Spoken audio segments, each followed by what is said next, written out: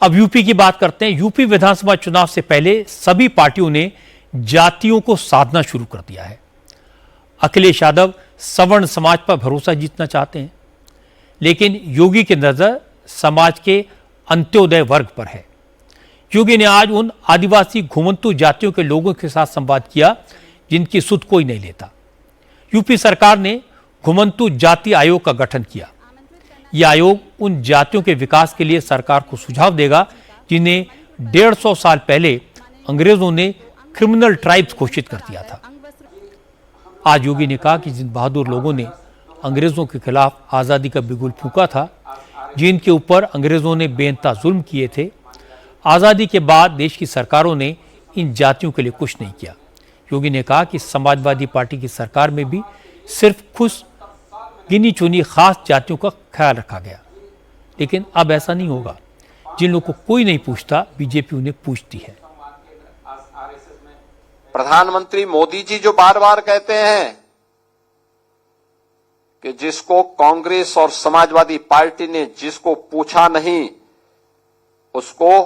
हमने उसको बुला करके उसकी पूजा की है, इस सम्मान देकर के उसको पूजा की है।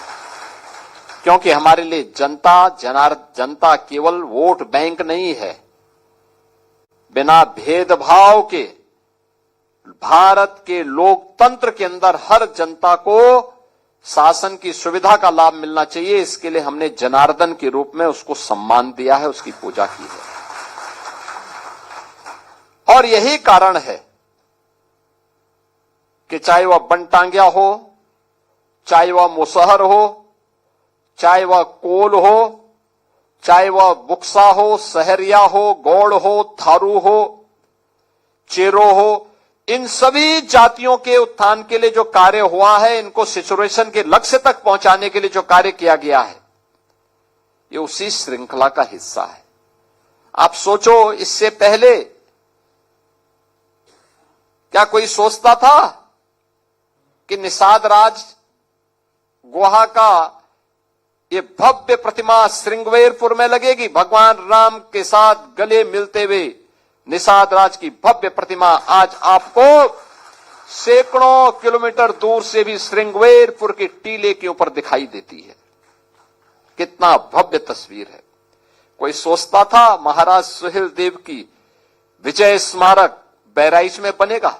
आज वो बन करके तैयार हो चुका है। कोई सोचता था कि उत्तर प्रदेश के अंदर ट्राइबल म्यूजियम बनेगा? आज वो बन गया है। बलरामपुर में, मिलिया कोडर में भी बन गया है, और हम मिर्जापुर सोनभद्र में भी उसकी बनाने की तैयारी कर रहे हैं। वैसे सारी पार्टियां कहती हैं कि हम जात पात में विश्वास नहीं रखते, पर जब चुनाव आते हैं तो सबको मजबूर होकर जातिगत समीकरण बनाने पड़ते हैं। कैंडिडेट्स भी कॉन्स्टिट्यूंसी के कास्ट कॉम्बिनेशन के हिसाब से तय किए जाते हैं। अखिलेश यादव ने ब्राह्मण समाज को याद किया और योगी आदित्यनाथ समाज के अलग अलग वर्गों का, कम संख्या वाली जातियों का विश्वास जीतने में लगे हैं।